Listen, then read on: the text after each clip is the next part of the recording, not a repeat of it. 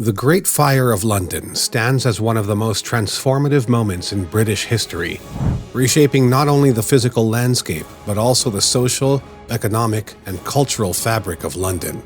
In 1666, the city was already bustling, with a population nearing 300,000, making it one of Europe's largest urban centers. However, the very features that made it vibrant also made it vulnerable. Narrow, winding streets filled with tightly packed, aging buildings, predominantly made of timber, which had dried over years, becoming highly flammable. Daily life in London relied heavily on open flames, from fireplaces for warmth and cooking to candles for lighting. Most homes and businesses lacked any alternative, making fire a constant risk, especially in poorer areas where safety measures were minimal. Compounding the danger was the architecture itself. Many buildings were covered with thatched roofs, increasing the chances of flames spreading across streets. With no organized fire brigade, Londoners had no reliable method to combat large-scale fires. If a blaze broke out, it was largely up to the citizens to try to contain it, and in this case, the city was completely unprepared for the devastation that followed. In the early hours of Sunday, September 2, 1666, disaster struck. In a small bakery on Pudding Lane, Thomas Farriner, the baker for King Charles II, closed up shop for the night. Somehow, a stray ember, or perhaps an oven that hadn't been completely extinguished, ignited the bakery. With strong winds coming from the east, the fire quickly leapt to neighboring buildings, the wooden structures catching immediately.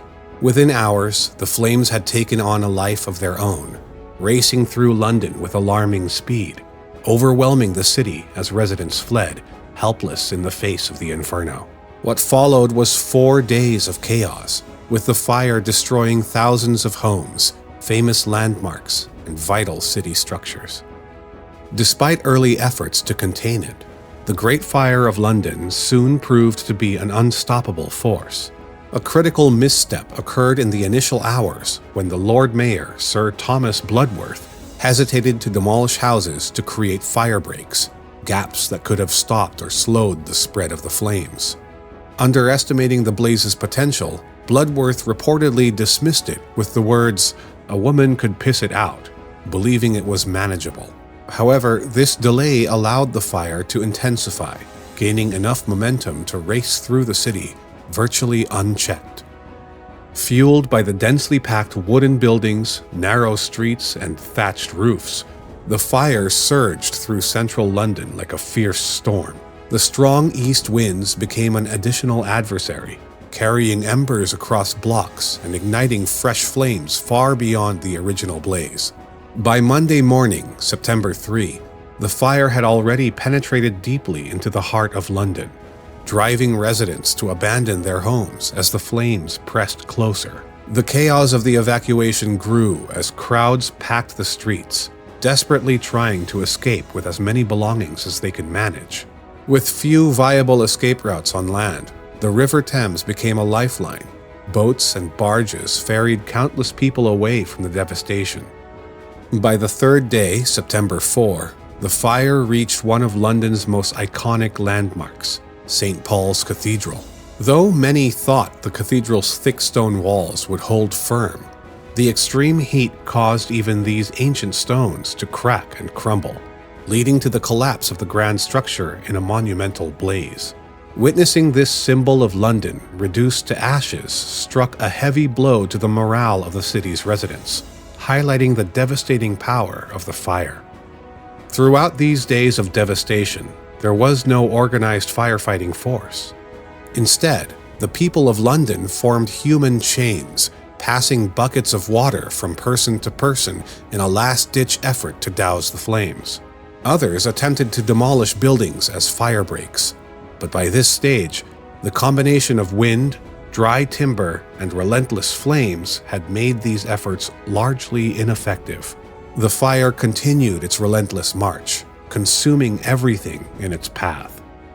It wasn't until September 6, after 4 days of unyielding destruction, that the winds finally died down, allowing the fire to be brought under control.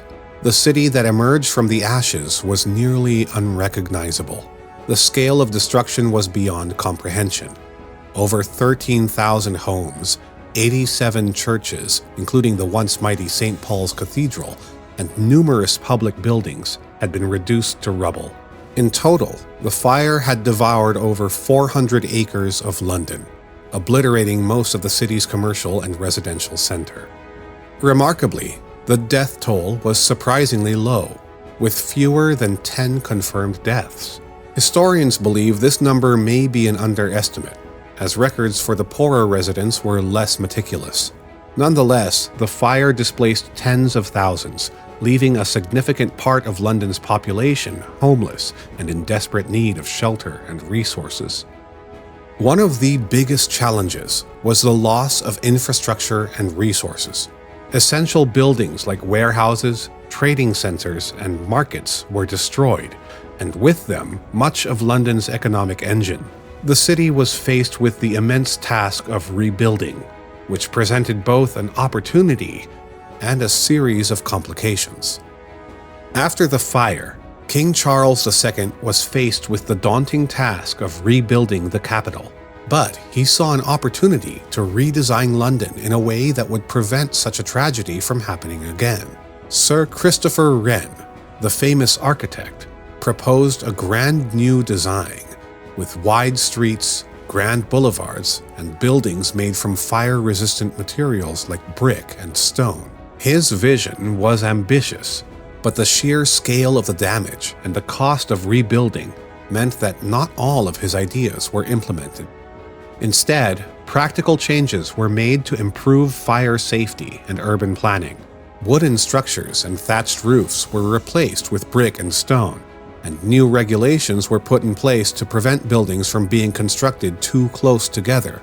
Narrow streets were widened to create natural fire breaks, and London took its first steps toward a more organized system of fire prevention.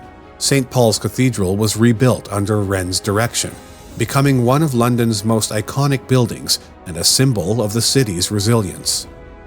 The fire also led to the formation of insurance companies and the beginning of organized firefighting services. One of the earliest fire insurance companies, the Fire Office, emerged after the Great Fire, offering policies to protect property owners from similar disasters. Policies like these also led to the development of early fire brigades, hired by insurance companies to protect their insured properties, laying the groundwork for modern fire services. Beyond the physical destruction, the Great Fire had far-reaching social and economic consequences.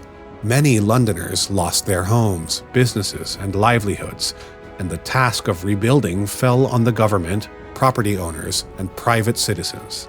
To support those affected, King Charles II instituted new laws to encourage rebuilding and provide financial support for those who had lost everything. Economically, the fire shifted the power dynamics within London.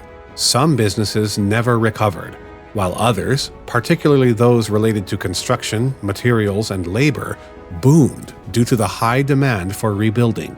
Skilled workers flocked to the city to take advantage of the available work, and London's economy eventually rebounded, though the process took years. The Great Fire of London not only reshaped the city physically, but also transformed the mindset of its people.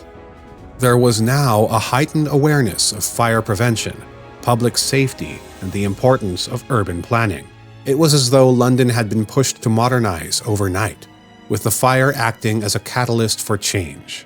This collective experience created a sense of resilience and unity among Londoners, fostering a shared purpose as they rebuilt their city. The fire also taught invaluable lessons in urban planning and disaster prevention that echoed far beyond London. It underscored the importance of building regulations to limit flammable materials, the need for early fire prevention efforts, and even paved the way for insurance services to help mitigate the impact of such catastrophic events. London's ability to rise from the ashes became an inspiring testament to resilience, illustrating that a city could not only recover, but emerge stronger, and more prepared for the future. Today, the monument to the Great Fire of London, designed by Sir Christopher Wren, stands near the site where the fire began, commemorating the tragedy and the rebuilding efforts that followed. It's a lasting reminder of the fire's impact on London's history and the resilience of its people. And in a broader sense, it is a reminder that disasters, while devastating, can lead to meaningful change and progress. What do you think? Could a similar fire have a comparable impact on a modern city, or would our technology and planning prevent that kind of devastation today?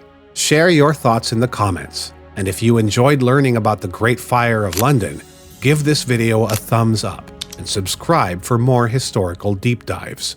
Thanks for watching, and we'll see you in the next one.